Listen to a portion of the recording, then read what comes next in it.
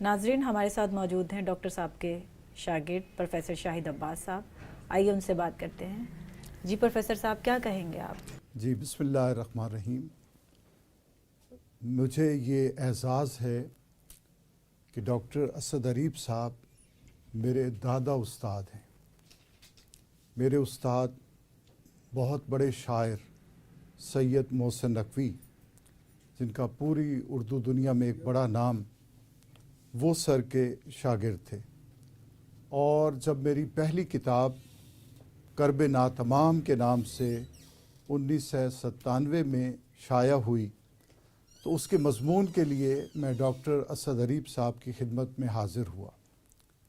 Doctor صاحب سے وہ میری پہلی ملاقات تھی، اور اس کے بعد میں آج غور کر رہا تھا کہ 27 برس گزر گئے، اور شاید ہی کوئی ایسا دن ہو جب ہم ان سے نہ ملے ہوں، ان سے فیض نہ پایا ہو.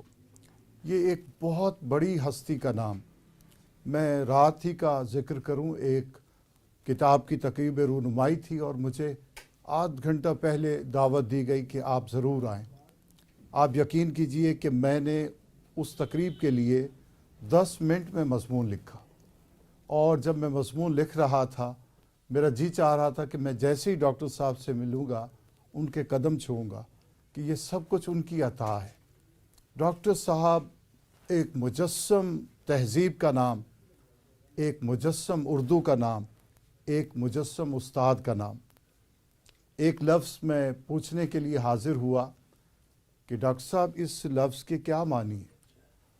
تو فرمانے لگے کہ یہ کب سے آپ کے ذہن میں ہے، یہ لفظ کب سے آپ نے سوچا؟ میں نے کہا 2 دن گزر گئے میں اس کے بارے میں سوچ رہا. فرمانے لگے پھر آپ کو 2 دن نیند کیسے آئی؟ آپ کیسے سوئے؟ آپ کو تو نہیں سونا چاہیے تھا، آپ تو اس لفظ کے معنی پوچھتے پھر سوتے. یہ ہے ایک بڑا استاد جو ہمیں بتاتا ہے کہ علم کو کیسے، اور سر کی زندگی میں سانس بھی لیتا ہوں کتابوں کی فضا میں، کتابوں میں زندگی گزر رہی ہے. اور جب بھی ان سے ملاقات ہوئی انہیں کتاب پڑھتے ہوئے دیکھا. ہم نے کتاب پڑھنا، کتاب کو سمجھنا ڈاکٹر صاحب سے سیکھا.